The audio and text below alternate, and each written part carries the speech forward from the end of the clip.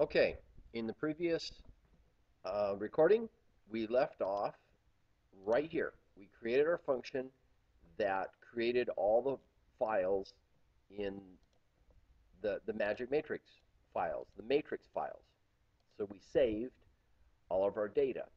Now the next step is on this problem um, is to get that data out again and to um, load it back into memory, back into the workspace, and to image the matrices created in a new figure window. So we'll have a figure window 1, 2, 3, 4, 5, 6, and 7. And we can reuse some of our code to do that. Let's start by creating a new script. The reason we want a script this time is because we need the variables to exist in the workspace. We can't make them go away. We need them to hang around. Now, actually, we don't need them to. We might not need them to hang around. Depends on your problem. You could declare variables global, which is a really bad habit, or you could write a script. So I'm choosing a script. And let's see, magic problem 3 underscore 5, which is, of course, the problem number that we're working with, and A. Okay, so we're going to make a script and open it up. Oh, okay, and the function's already in memory. So now we can start reusing code. I can put this in my script, and this in my script, and let's just copy and paste this into my script. Copy and paste. Now, instead of saving, we want to load. Oops.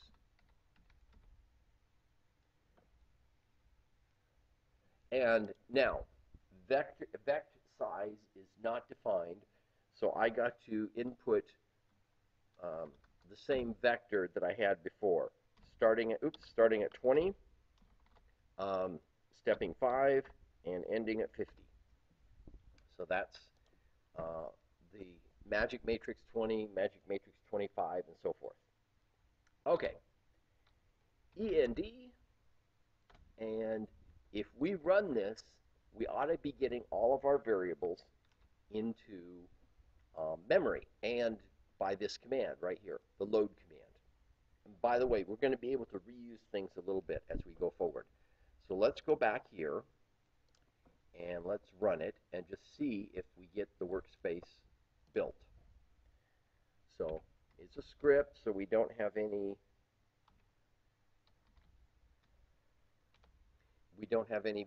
variables to pass in. We're getting some stuff, but we're not getting.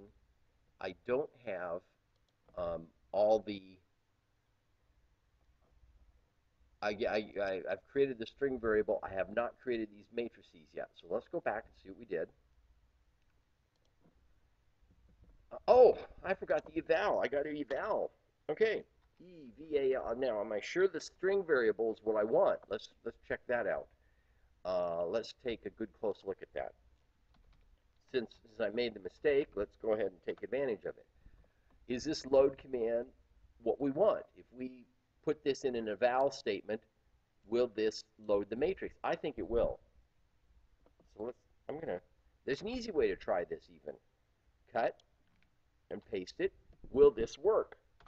Voila, it worked. Now I think if I put the eval statement in my script, everything will work just fine. So eval of this variable, str underscore var, end it with a colon. I'm going to clear the workspace just so that we can make sure that everything's working right. Okay, and I ought to get a series of magic matrices now when I execute the script. I ought to get a series that are all these matrices that are saved in memory, that are saved on the file system. All these matrices saved on the file system. When I execute this, they ought to get loaded into the workspace. So let's execute. And they didn't get loaded in the workspace. What's going on? Save. Forgot to save. Okay, let's clear the workspace again. Try it again. I saved my script file. Okay, now it works. 20 by 20, 25 by 25, 30 by 30, 35 by 30. It works nearly perfectly. So now we can go back and reuse code some more. Um, this time, so we've got the matrices in our memory. Now we want to image these things in a new figure window. The first thing to do is create the figure window. So I'm going to make a string str. I'm going to change my string variable equals strcat of, this ought to be pretty easy, figure, open parentheses, end the string, num2 string of my I, just like before, comma, and then we need to close the figure command. Oops.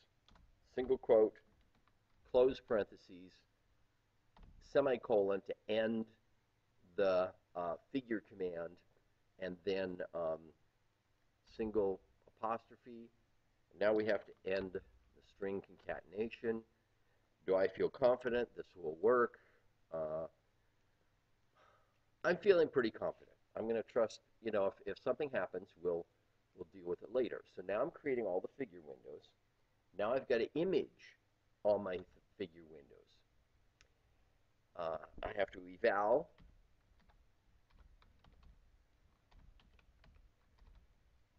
I have to evaluate it, so I create all my figure windows. Now I've got to write. Now I'm going to create figure window 1 first. Then I'm going to take image 1. And then the second time through, it'll create figure number 2, and it'll do image 2, and so forth. I'm going to, now, the variable name is the same as the file name, so I can still keep using this code. And this time I want to image. But also, image takes a matrix. So I got to get rid of, it doesn't take a string, it takes a matrix. So I got to get rid of building the single apostrophes. So this, and image also doesn't take 2 variables. So I got to remove the single, I got to remove this. I got to remove the second variable. There's only one variable, just the matrix name. Okay. So I have the matrix name, which is fn vrn, and then so image. So it should be image magic matrix underscore a number between 1 and 7, and that will refer to the matrix we're trying to image, and then we close the image command. Am I pretty confident this will work? I'm going to say I'm confident. If anything breaks, we'll figure it out later. And of course, we can figure it out just like we did before by commenting out code and various things like that to try to diagnose exactly what's wrong. So this should write all those matrix files. I'll go ahead and save it. This should write all those matrix files, all these things, into the workspace. And I'm going to clear and it should write them all into the workspace, and then it should image them. It should create a whole zillion, 7 to be precise. It should create 7 figured windows with 7 different figures in it. And then, of course, we can save the figures. So the problem doesn't ask us to save the figures. You could if you wanted to. You could automate that process. In turning in your homework, you just print out the figures. You could even write a script to, a published script. Anyway, I want to see the figures. That's mainly it. Have you done it? Have you done it right? Okay. Do I have my? I think this is This is okay. It might not work, but we're going to find out. Ooh, it looks like it's working. Figure 7, 50. Figure 6, 45. Notice the number down here that tells you how many rows and how many columns. Figure 5, 40. By the way, the color map, let's go to color map. Let's see. I believe it's color map. This will tell you what the existing color map is. You have index colors. The answer is 64 rows. So the so give if you do image 1, the number 1, you will get this color. Red and green are 0, blue is this value. And it's it's indexed color.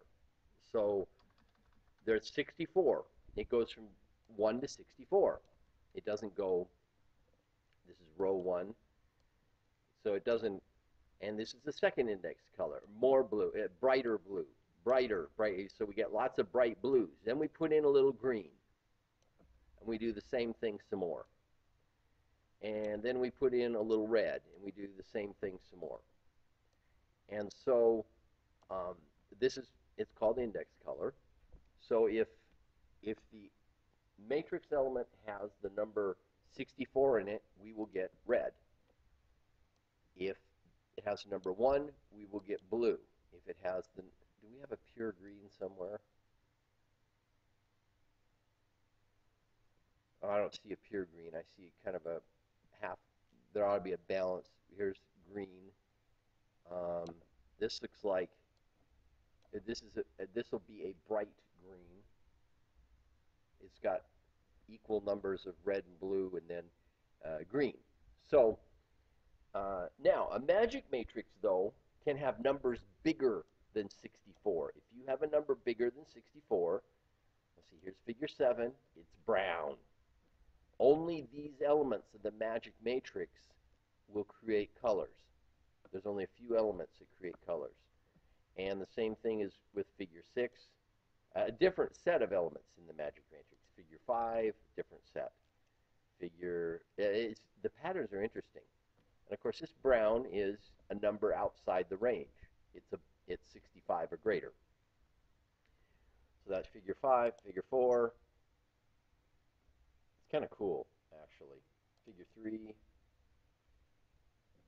figure 2, and figure 1. Everything looks cool. 20. Figure 2 is 25. Figure 3 is 30. Figure 4 is 35. Figure 5 is 40. Figure 6 is 45. And figure 7 is 50. Okay. We're done. We're done with this homework problem. It also informed that Matlab is real popular for working with images. And it can do a lot of image manipulation. In this course, we're not going to get into it that much, but this is kind of the beginnings of how do you work with images. Okay, for this problem, that is the end. I'm going to stop the recording.